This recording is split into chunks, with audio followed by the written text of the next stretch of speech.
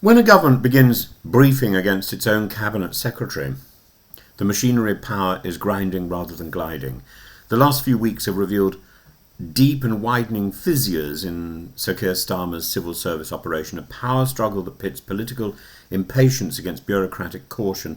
And at the centre of the storm is Sir Chris Wormald, the cabinet secretary, the most senior civil servant in Britain. Appointed by Starmer less than a year ago to rewire the state, Sir Chris is now accused of being the problem rather than the solution.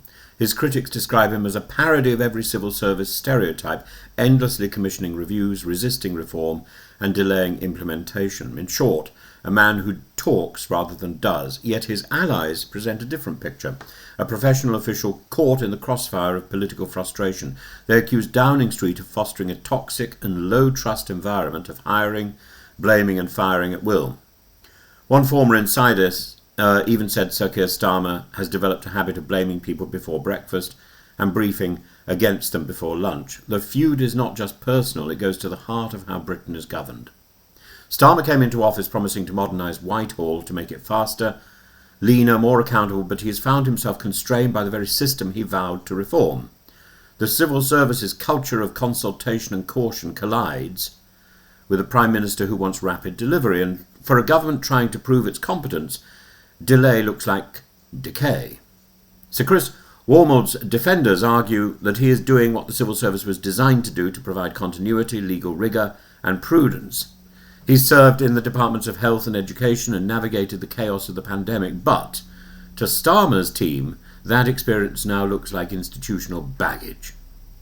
One Number 10 insider reportedly joked that if asked to fix a leaking tap, Wormald would commission a review on water policy, report in 2085, and then suggest a consultation on how to hold a spanner.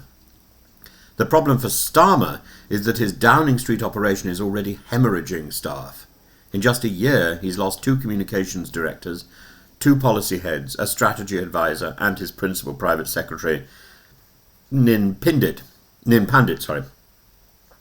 And before them came Sue Gray, his original chief of staff, forced out after a power struggle with Morgan McSweeney.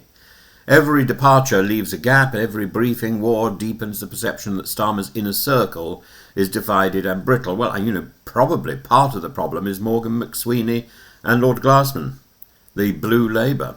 Starmer's defenders insist that he is right to demand speed. Britain's public services are creaking, the economy is sluggish, and public confidence in government delivery is fragile. He sees bureaucratic inertia as a political liability, but that impatience carries its own risks. Civil servants now whisper that Starmer's government is becoming fear-driven, a culture where people look over their shoulders rather than ahead, and the irony is striking.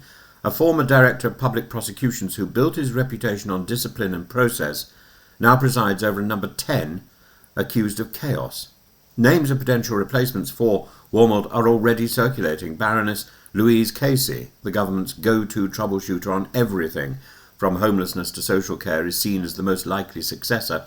Her blunt style and record of cutting through bureaucracy make her attractive to Starmer, though she would be a bold and controversial choice for the most powerful non-political role in the land.